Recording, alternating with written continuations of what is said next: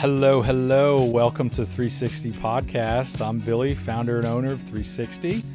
Welcome, Miss the one and only Jen Leone.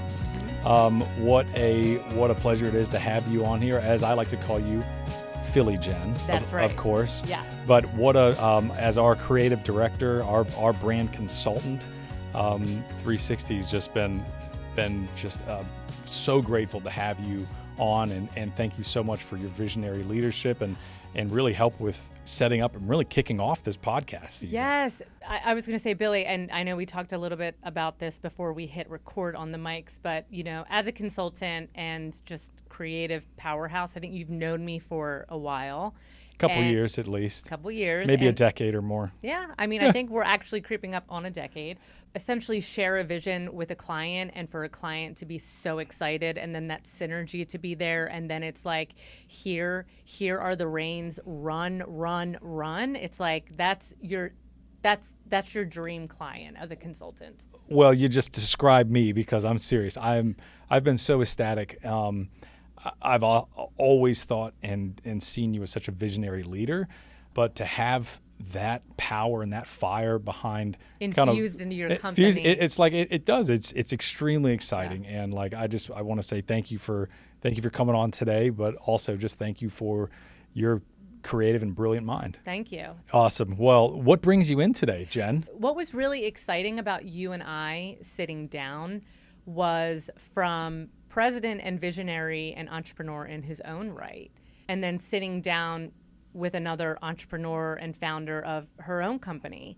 How did we get here? How did this get here? People that are familiar with 360 Network Solutions may be like, wait, what's all this about? How did this all happen? And why now for the company? The company's been going for 12, 13 successful years. What do you mean branding? What do you mean podcast, right? Well, I think, and first of all, I'll preface this by saying I've never done a podcast before. I mean, and when you kind of presented an idea about this, I really started thinking, really we have spent, the past 13 years like working and doing things that we do every day, but very rarely do we get an opportunity to talk as friends, or talk between one human to another, and just tell a story and almost like describe the humans that we are. Yeah. And I think the way that you put that in perspective to me, I was like, I think that's brilliant. That's absolutely genius. I'd love to share a little bit about that perspective. Please tell me. 360. So as a consultant coming on, my job is to take the temperature of what's going on here.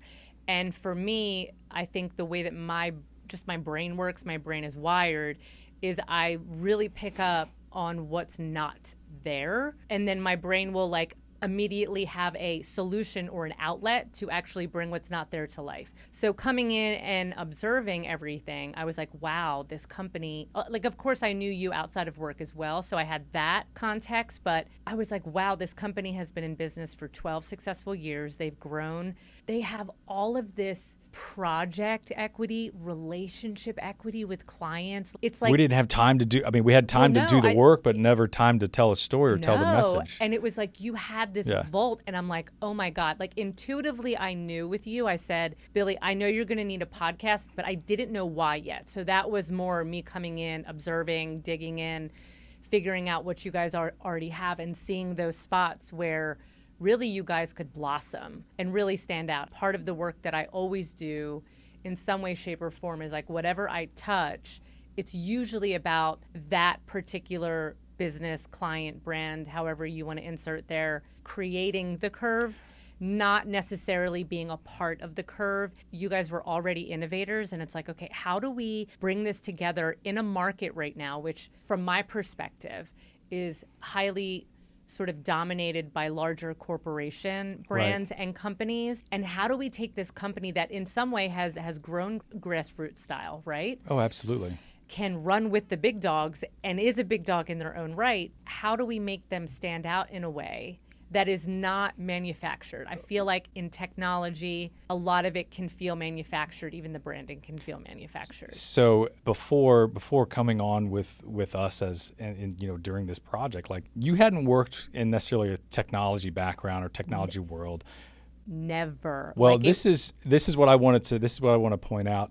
Is that was so refreshing to me, is to have this outside perspective, to have a creative mind and a visionary that was completely outside of the industry. Yeah. We've gone through marketing efforts before and gone with, your traditional methods inside the industry or through press and everything. And you get a lot of the same look, feel, and brand. And I think that's what's really stood out is your ability to see and add this perspective that is really just, it's focused on what we're passionate about, which is, creativity, humans, relationships. Yeah. Technology is secondary, but having that vision and that mindset that you've had has really been refreshing and inspiring for me as the owner of the company, but also for like our entire team.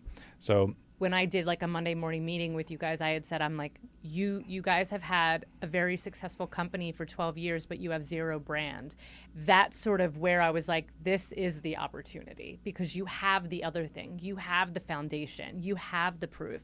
You have the equity. Now it's time to build this, and you guys are going to go, zoop, So what that's was that? Zoop. I like the zoop. Zoop. Zoopa I was excited about it. Nice. Yes. Yeah. Nice. So I've never worked in any technology space, but I knew that really your sweet spot was humanizing. That is where we needed to go. And especially in tech, there's really none of that. And so I was like, oh my God. I'm like, Billy, this is wide open. Like, let's go. Like, you guys. Well, tech is always, everyone's branding the exact same way. It's like, and the industry evolves so quickly right now, but it's always, oh, we use AI for this and we're doing this, and, let's have a bunch of theoretical things and have, what are we doing? The things that we're doing now as a company and organization are really about making that connection and connecting, interdepartments, or whether it's connecting operations, connecting IT, connecting the use of AI and the use of that, but really establishing the roots and the foundation of how do we make that connection. I think you've done a fantastic job of humanizing that for me and for our team to be able to understand. It's really is the connection that we have as people first and foremost, and how we communicate that connection within the industry and beyond. So Philly Jen, a few weeks ago, you had the pleasure of going to your very first ITS World Congress here in the great city of Atlanta. Did you know what ITS even stood for before that? Not at all. All I knew is that it was like Billy's company is going to be down there, and I need to go get content. So I mean, this is a world expo, a world conference that happens once a year, or every other year in the United States. But global companies from all over the world. Like, what did you think? As it pertains to like intelligent transportation systems in society, what did you think going into it versus what did you feel after you were there? When I think expo, to me, I'm thinking like excitement. I'm thinking buzz. I'm thinking like, hey, like just fast. Was it buzz in there? No.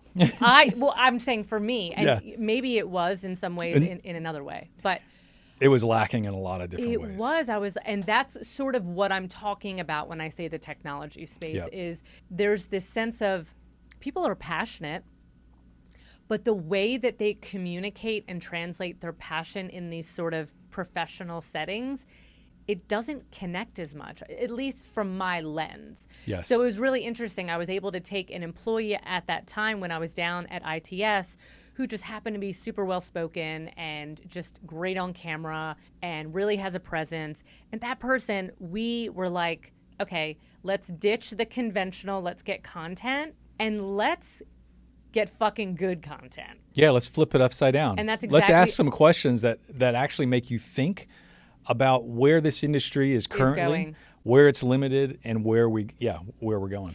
And the way that this person was able to do it, it was in a really strong, like making people a little bit uncomfortable, but that uncomfortability should be uncomfortable, was needed. It was asking probing questions that people are if you're gonna answer honestly and authentically, you're gonna have to step outside of the box of whatever the narrative is. What I found interesting is I've seen a lot of those interviews that happened, at ITS World Congress, and there really is a difference between how someone responded that was responding in a corporate way that was kind of already, well, this is what our big corporation says we're supposed to respond, versus the technologies and the companies that are passionate about what they do and that really were okay with challenging, hey, this is just because we've been doing it a certain way doesn't mean that we have to continue doing it that way. Totally. The answers were polar opposites. They were, and there was one, and I'm not going to mention the company, but there was one in particular that it was so painful to be recording because he didn't know how to answer outside of the corporate jargon of that specific technology that he had. And it was like, oh my God. So as it pertains to technology, and I haven't ever consulted for a technology, I'm going to have now, really learning so much about interoperability and the edge and like how all of that like works with what you guys are providing. Can you talk a little bit? Well, it's all about, it's going back to connection. It's all about how we connect with technology, how we connect with other systems, how those systems connect together as well. And that's always been a focus for us is how can we improve the efficiency of these connections, over the network, over the air. And I think that's where a lot of there's opportunity for us, huge advancements and change in this industry is really how our systems that are represented even here are all connected. And what are the limiting factors of those connection points? What are the bottlenecks that's really inhibiting technology to advance at the pace that it's accelerating? Well, it seems like you said, nobody wants to have open, like not nobody. There are people, there are technologies, and there are companies that want that open. But most of these technologies that have been operating the way that they have for so long, it's like they don't want to give that up. No, it's because they get that money. Exactly. Yeah. And so that's sort of where, especially what I've been witness to, your company is really like, no, man, we are going to push the envelope, give solutions in this space that are more outside the box and that don't fit what DOTs have been doing for a while and what has been, I would say, kosher to do. You guys are saying no. Well, let's give agencies the opportunity to not be siloed and locked into any particular technology or vendor. Let's advocate and promote solutions that foster collaboration, that foster innovation, that focus on security, but that really opens up those connection points within the industry and both internally and externally, to allow the proliferation of technology to really advance through at the levels that we're all capable of working and understanding and doing. Yeah. So I think it's been really refreshing, again, just to have that from a really base layer of like, who are we and what is it? What's important to us in our day-to-day jobs and life?